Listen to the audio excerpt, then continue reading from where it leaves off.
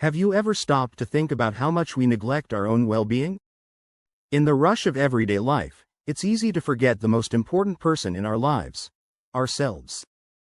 The truth is, the world teaches you to love others, to dedicate yourself to work, friends, and family, but no one truly teaches you how to love yourself.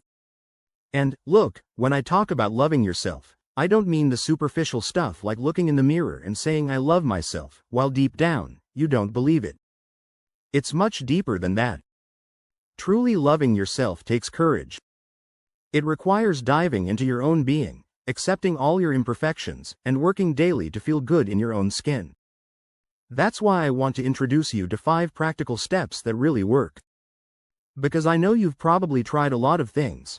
Reading a book here, watching a video there, repeating affirmations, and nothing seemed to truly change. But from today, if you follow these steps sincerely, things will start to shift. Radical acceptance. Embrace all of your parts. The first thing we need to understand about self-love is that it begins with acceptance. And I'm not just talking about accepting your good traits, but especially embracing your flaws. Radical acceptance is about stopping the fight against who you are and starting to embrace yourself as a whole, with your mistakes, your failures, and your insecurities. Think about it. You wouldn't demand a friend to be perfect, right? So why demand that of yourself? Genuine self-love is born when you stop punishing yourself for not being perfect. Remember that time you failed at something important? Or when you made a wrong choice and still blame yourself for it? It's time to forgive. Forgiveness is a powerful act of self-love. A study by the University of Hertfordshire in the UK showed that people who practice self-compassion, being kinder to themselves, have lower levels of anxiety and depression. That's because self-compassion helps us better deal with our failures and limitations, instead of harshly judging or criticizing ourselves. So, the first step is this: accept yourself, embrace yourself, and understand that everything you are is part of a continuous growth process. Learn to say no without guilt. How many times have you said yes to please others but deep down felt bad for not respecting your own boundaries? It happens a lot, and the truth is, when you say yes to everything, you're saying no to yourself. And guess what? You deserve to be your priority. Learning to say no is one of the greatest acts of self-love you can practice. Often, we confuse love with sacrifice, thinking that to be accepted or loved by others, we need to do everything they ask. But this will only wear you out. And in the long run, it can lead to resentment. When you start saying no without guilt, you're saying yes to things that truly matter: your rest, your time, your well-being. A study published in the Journal of Consumer Research showed that people who learn to say no assertively feel happier and more in control of their lives. So, stop overloading yourself with things that aren't yours. Choose yourself. Cultivate the habit of gratitude for yourself. Now, let's talk about gratitude. But not the generic kind of "I'm grateful for the sunny day." We've heard that a million times. What I'm proposing is something different. Be grateful for who you are. For your qualities, your journey, your achievements. We live in a society that values so much what's missing, what we don't have yet, that we forget to acknowledge what we've already accomplished. How many times have you congratulated yourself for small victories? That promotion at work, the day you managed to wake up early for a walk, or even the time you overcame a personal challenge. Celebrate those moments. According to research from the University of California, people who practice gratitude regularly are more optimistic, have stronger immune systems, and live happier lives. And when you direct that gratitude towards yourself, the effect is even more transformative.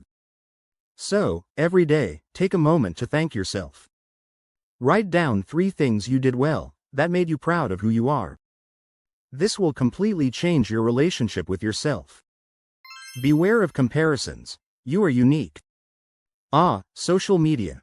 We open Instagram and it seems like everyone is living the perfect life, while you're there, in your pajamas, wondering why your life isn't as amazing. But what you see on social media is just a fraction of people's lives. No one posts about their struggles, bad days, or sleepless nights. Comparing yourself to others is one of the biggest traps for self-love. When you do that, You're always measuring your worth on a scale that doesn't make sense because each person has a different story, a different path, a different context. You are unique, and it's precisely that uniqueness that makes you incredible.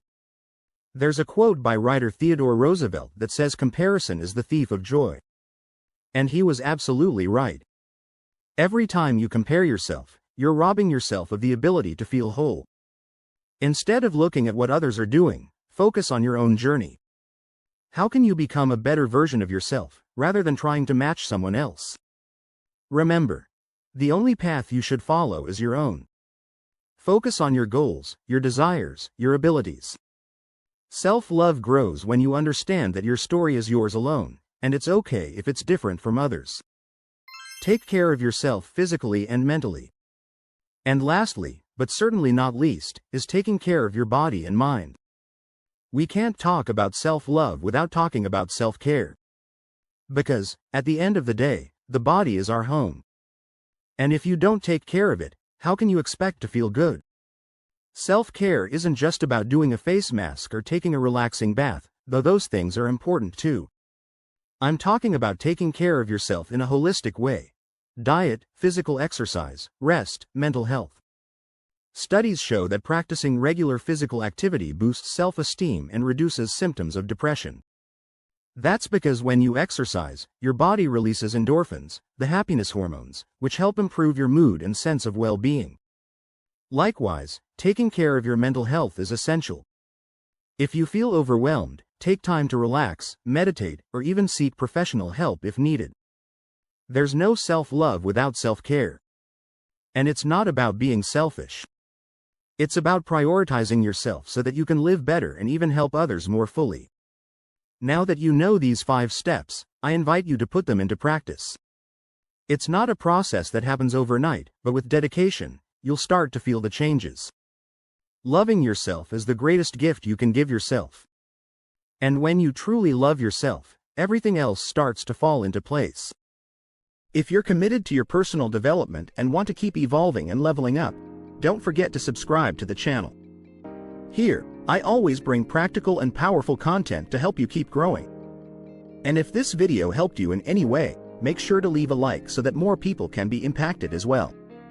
In the description, you'll find links to books that I've carefully selected, works that can completely transform the way you think and act. It's definitely worth checking out. And don't leave just yet. Take a look at the suggested videos here on the screen. They will help you even more on your personal development journey. See you there.